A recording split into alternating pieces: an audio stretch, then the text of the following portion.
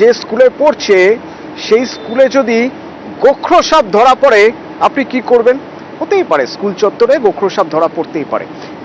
একটা না, দুটো না, আটটা গোখরো সাপ যদি একই স্কুল থেকে ধরা পড়ে, এবার আপনি কি করবেন? আপনি তো টেনশনে পড়ে যাবেন আপনার সন্তানকে স্কুলে পাঠাবেন কিনা। ঠিক এরকমই অভিভাবকদের অবস্থা মালদা গার্লস হাই স্কুলে যাদের সন্তান পড়েন তাদের। তার কারণ মালদা গার্লস হাই স্কুলে একের পর এক সাপ ধরা পড়ছে। এখনো পর্যন্ত 8টা গোখরো সাপ ধরা পড়েছে। এই স্কুল চত্বরের ছবিটা একটু জানতে চাইবো। আমার সঙ্গে রয়েছে সেবক, রয়েছেন সরাসরি। সেবক, স্কুল চত্বরে গোখরো সাপ, তো তাহলে কি স্কুল চত্বর সেরকম ভাবেই মানে জঙ্গল রয়েছে, আবর্জনা রয়েছে, বা এমন অবস্থা হয়ে রয়েছে যে সেখানে সাপেদের বাসা করতে সুবিধা হচ্ছে? 8টা গোখরো ধরা পড়েছে, হয়তো আগামীতে আরো ধরা পড়বে।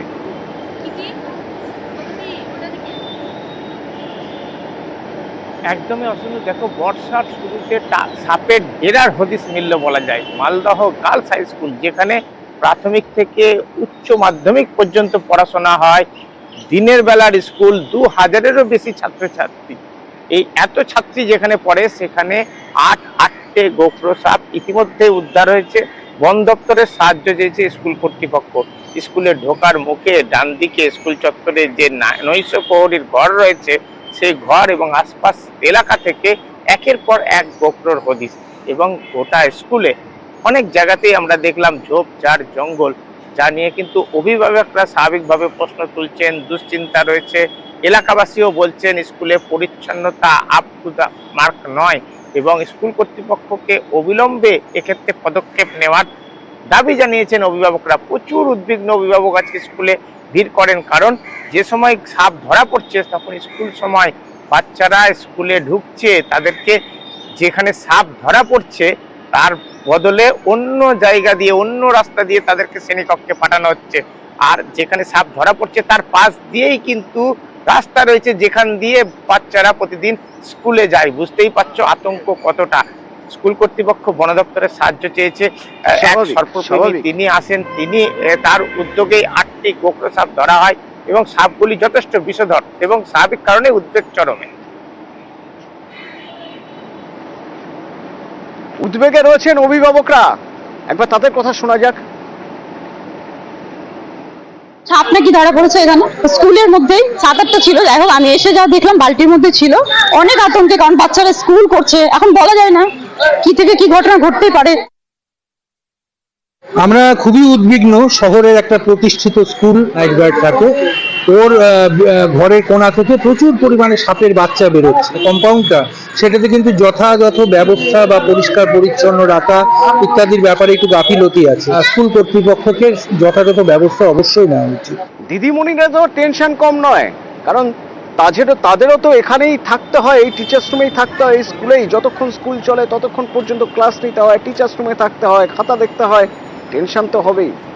তো এই টেনশনের পাশাপাশি স্কুল কর্তৃপক্ষ দাবি করছেন দ্রুত, বর্ষাকাল তো সাপ আসবেই, 3-3টা সুইপার আছে, তারা পরিষ্কার পরিচ্ছন্ন রাখে, তবুও সাপ এসছে। আমরা আর এদিকে ধূপগুড়িতে এখনই সবে বর্ষাকালের শুরু, এখনই 5 জন সাপের কামড়ে হয়ে তারা সাপ ধরা পড়েছে। তো প্রশাসন কি বলছে, পুরসভা কি বলছে, কিভাবে আটকানো সম্ভব? কারণ জল বাড়ার পর, জল যখন নেমে যাবে তারপরে সাপের উপদ্রব তো হবেই।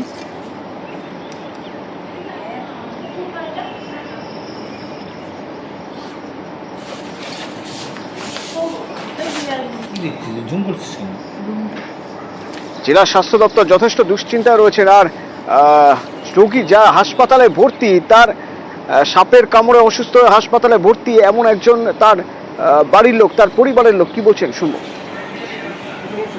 জঙ্গল পরিষ্কার করতে মারছে, আমি বুঝতে পারি নাই। আমি জঙ্গল পরিষ্কার করতে যাওয়া আমি মনে করছি যে কোনো হবে। পরে পুরো দেখে যাওয়ার পরে আমি আর সহ্য করতে, তারপরে বাড়ি এসে পরে বলছি, বলার পরে হাসপাতালে আসি। রকি আমার সঙ্গে রয়েছে। রকি, জেলা স্বাস্থ্য দপ্তর কিভাবে কাজ করার কথা ভাবছে? সাপ মোকাবিলা করা যাবে কিভাবে? দেখো তোমাকে প্রথমে বলে রাখতে হবে, বৃষ্টি বাড়ার সাথে সাথে কিন্তু বাড়ছে সাপের উপদ্রব ধূপগুড়ি সহ লাগোয়া বিভিন্ন এলাকায়। কারণ বিভিন্ন জায়গায়, নিচু জায়গাগুলিতে কিন্তু জল জমে গিয়েছে। এমনকি যে গ্রামে চাষাবাদ হয় সেখানে কিন্তু ইঁদুরের গর্ত থাকে, সেই গর্তের মধ্যে কিন্তু সাপ আস্তানা করে থাকে এবং সেই সব জায়গায় জল জমে যাওয়ার ফলে কিন্তু সাপগুলি এখন উঁচু জায়গার খোঁজে কোনো সময় বাড়ির ভেতরে, কখনো শোবার ঘরে বা গোডাউনের মধ্যে ঢুকে যাচ্ছে, যার ফলে কিন্তু এই ধরনের সাপে কামড়ের ঘটনা ঘটছে। ইতিমধ্যে কিন্তু 5 জন আক্রান্ত হয়েছে সাপের কামড়ে, ধূপগুড়ি হাসপাতালে কিন্তু ভর্তি রয়েছে, তারা চিকিৎসাধীন। এর পাশাপাশি কিন্তু বিশেষজ্ঞদের মতে জানানো হয়েছে যে এই সময় যেহেতু নিচু জায়গাগুলো জল ভরে গিয়েছে, সাপ এখন ঘরের ভেতরে, গোডাউনের ভেতরে কিন্তু আশ্রয় নেওয়ার চেষ্টা করবে। সেক্ষেত্রে কিন্তু সাবধানতা অবলম্বন করতে হবে। রাতের বেলা অন্ধকারে বেরোলে টর্চ লাইট হাতে নিয়ে বেরোতে হবে, এমনকি শোয়ার সময় বিছানা ঝেড়ে নিয়ে শুতে হবে, কারণ সেই সাপ কিন্তু যে কোনো সময় ঘরে ঢুকে নিয়ে বিছানায় উঠে থাকতে পারে। এক কথায় বলা চলে, এই মোকাবিলা করতে গেলে কিছু সতর্কতা অবলম্বন করতে হবে বলে জানিয়েছে বিশেষজ্ঞরা। আর স্বাস্থ্য দপ্তর সর্বরকম ভাবেই প্রস্তুত রয়েছে যে কোনো সমস্যার সম্মুখীন হওয়ার জন্য, কারণ এভিএস যেটা অ্যান্টিভেনাম সিরাম সেটাও কিন্তু যথেষ্ট রয়েছে বিভিন্ন হাসপাতালে, এমনটা জানা গিয়েছে স্বাস্থ্য দপ্তরের তরফ থেকে।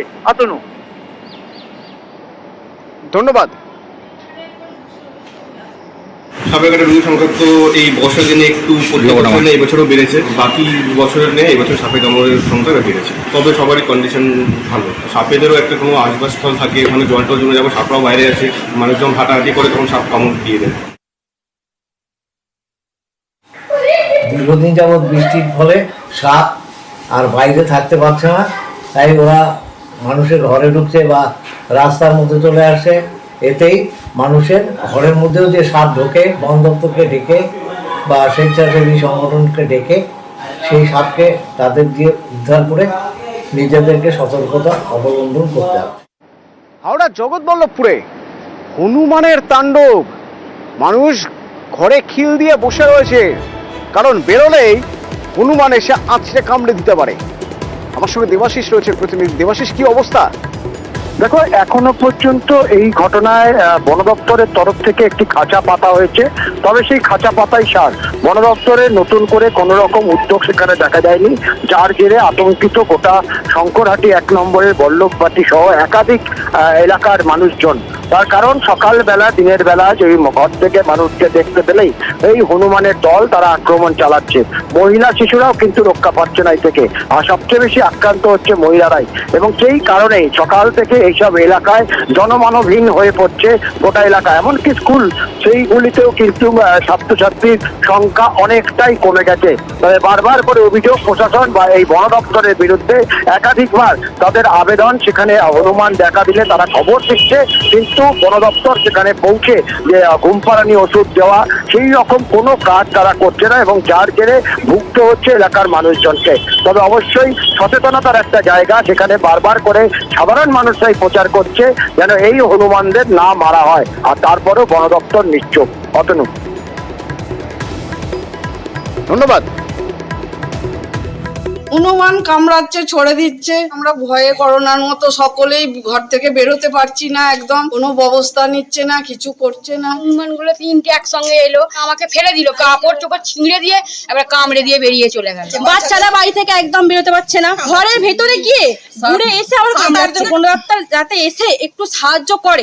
এইরকম গলি দিয়ে এসে একবার ঝাঁপিয়ে আমার এই কোল ভাগটা কামড়ে দেয়, এবার আমি উল্টে পড়ে যাই, হনুমানটা বেরিয়ে চলে যায়। বন দপ্তরকে জানানো হয়েছিল, বন দপ্তর একটা ওই ছোট্ট মুরগির খাঁচার মতন বসিয়ে দিয়ে যায় তেঁতুল গাছের গোড়ায়, ছোট্ট ছোট্ট 2টো কলা দিয়ে যায় আর একটা ছোট পচা আপেল দিয়ে যায়, তাতে ঝুলিয়ে বেঁধে দিয়ে গেছে। সেই খাঁচা এখনো পড়ে আছে, তাতে কোনো হনুমান ঢোকেও না।